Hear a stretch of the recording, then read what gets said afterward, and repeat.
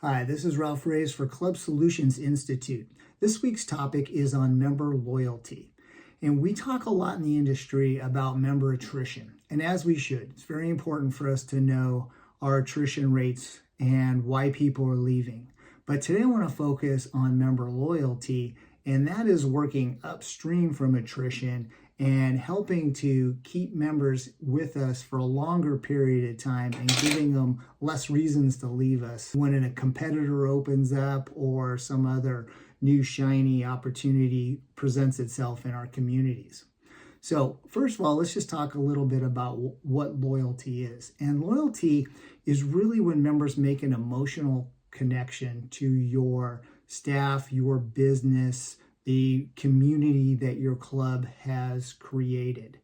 When members feel seen and recognized at your club, when they feel cared for, when they feel integrated into the greater club community, then that is a very strong bond that will be very difficult to break if there is an opportunity for people to try some other fitness aspect.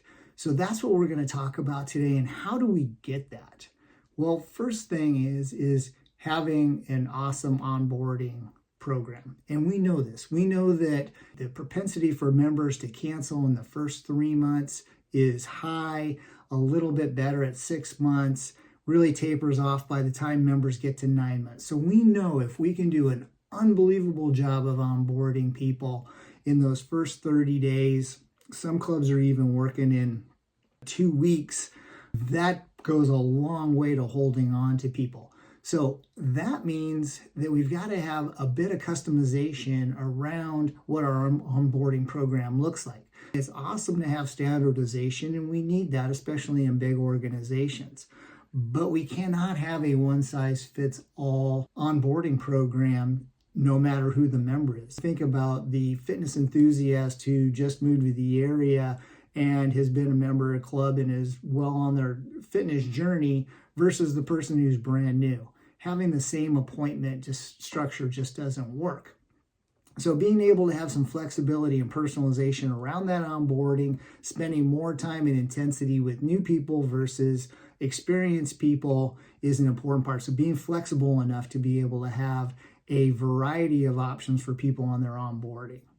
Second is having a strategy around what a member loyalty program looks like. And I'm not talking about bonus points and that type of thing. I'm talking about what does it look like as far as member service and what our standards are for that.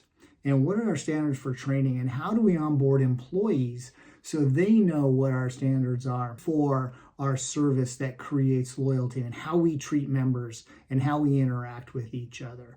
So having a strategy that's all-encompassing is a really important part of that. So part of that strategy is how we create human connections in the building. And that could be as simple as what our standards are for greeting people when they arrive at the service desk or any desk in the building, or when employees pass members in the hallway. All those types of things, how we connect with people and how we recognize members can be a very important thing. The next one is leadership. Leadership has to be visible if having a loyalty strategy is going to be part of what you're doing. Leadership needs to model the way. And they've got to be up front. They've got to be visible to members. They've got to be accessible to members. And they've got to be willing to take on the tough situations, no matter what that is, and step in front and help the line staff with any situation that arises.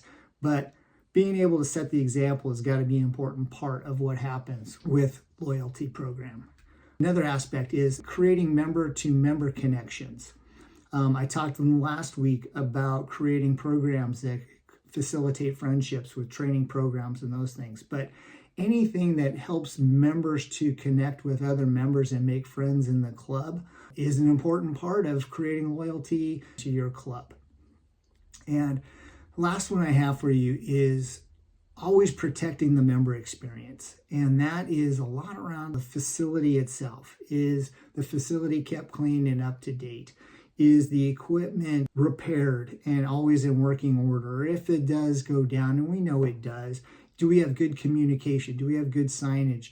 Do we have a good process for getting things back up and running quickly so members don't see those same signs for a long period of time. And is our operation just generally tight? Do we seem organized? Do people know when members ask a question? Does staff know the answers? And do we have a process for making sure that communication is disseminated well throughout the organization? So that's an important part of it as well. So I always like to wrap this up with a challenge for you. And really my challenge is for you is ask the question, are you managing attrition or are you creating loyal members? And if you're creating loyal members, do you have a good strategy for how you are doing that? And is that well communicated? Is it well trained? When it's done well, is it rewarded? And is it celebrated? And that's an important part of how we can move from counting attrition numbers to creating loyal membership. So thanks. Have a great week. As always, email me if you got questions. But thanks for watching, and we'll see you next week.